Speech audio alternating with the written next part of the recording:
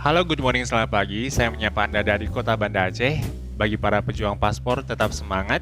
Siapkan dokumen Anda dan siapkan mental Anda. Saya berharap dan berdoa agar paspor Anda segera diterbitkan. Dan bagi teman-teman yang sudah memiliki paspor, silakan susun jadwal Anda dan tentukan negara mana yang akan Anda tuju. Namun, ada hal yang penting yang harus saya sampaikan, gunakanlah paspor Anda sesuai dengan fungsinya. Artinya bahwa jika teman-teman memiliki paspor turis, maka gunakanlah paspor turis itu untuk berlibur atau jalan-jalan dengan jangka waktu tertentu yang sudah ditentukan. Karena paspor turis ini saat kita memasuki dalam satu negara, kita bisa tinggal di negara tersebut adalah selama 3 bulan. Jika lebih dari itu, maka kita itu jatuhnya adalah overstay. Kita ambil contoh sederhana, jika kita berkunjung ke Malaysia, jika kita lebih dari tanggal atau ketentuan yang sudah ditentukan, maka kita bisa ditangkap oleh polisi Diraja Malaysia.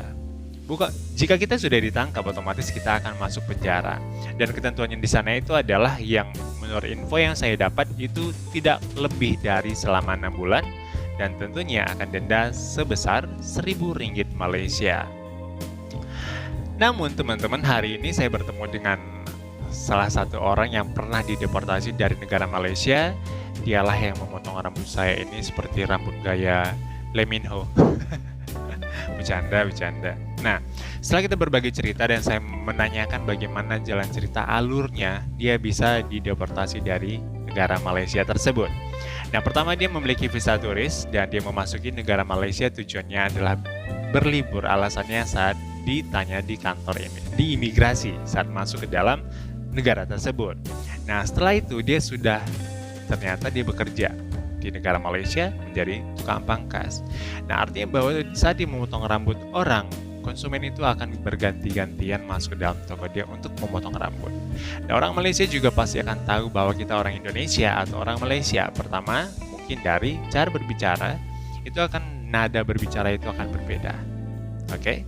Nah, jadi pada saat itu kawan ini ditanya oleh yang pangkas itu, kamu orang mana?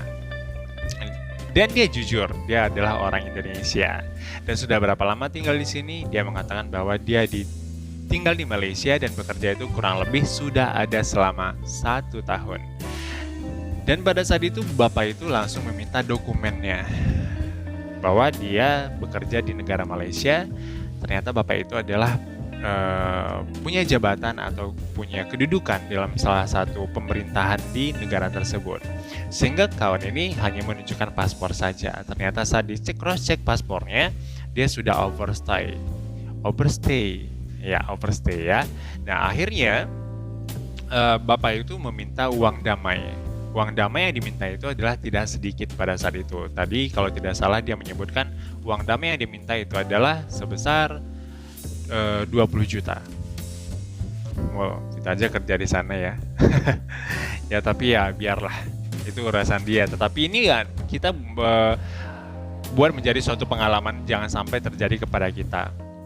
Nah, setelah tidak diberikan uang damai karena memang tidak memiliki uang sebanyak yang dia minta, ternyata si kawan ini dilaporkan oleh bapak itu ke imigrasi Malaysia. Sehingga orang imigrasi Malaysia datanglah ke toko tempat dia bekerja. Setelah dia sampai di sana dan interogasi dan apa segala macam, dan kawan ini dibawalah ke kantor imigrasi. Dan setelah itu dia masuk penjara selama 1 tahun. Dan uang, handphone, itu semua diambil oleh, dari keterangan beliau itu adalah diambil oleh pihak imigrasi. Nah, setelah dia menjalani hukuman selama 1 tahun di penjara Malaysia, tiba waktunya dia untuk pulang. Tidak ada ongkos untuk pulang karena uang sudah semua diambil. Akhirnya kita harus meminjam telepon orang yang ada di kantor imigrasi itu atau yang di penjara itu untuk dikirimin uang. Dan kita juga harus membayar mereka kurang lebih tadi dia bilang itu adalah 100.000 kalau dirupiahkan. Nah, setelah uang itu dikirim dan dia membeli tiket, baru dia bisa pulang ke Indonesia. Nah, Kedutaan Indonesia yang ada di Malaysia itu hanya datang saat dia akan dipulangkan ke Indonesia. Yang saat itu kedutaan Indonesia yang ada di Malaysia hanya memberikan surat jalan ya. Surat jalan itu seperti penuturan dia, itu adalah surat jalan dari mereka bahwa kawan ini akan dipulangkan ke Indonesia. Jadi untuk menghindari hal-hal demikian, sekiranya teman-teman memperhatikan dan mempertimbangkan, jika memang ingin jalan-jalan silahkan jalan-jalan, jika memang ingin bekerja di Malaysia silahkan ambil paspor bekerja, jadi lebih aman. Nah begitu ya.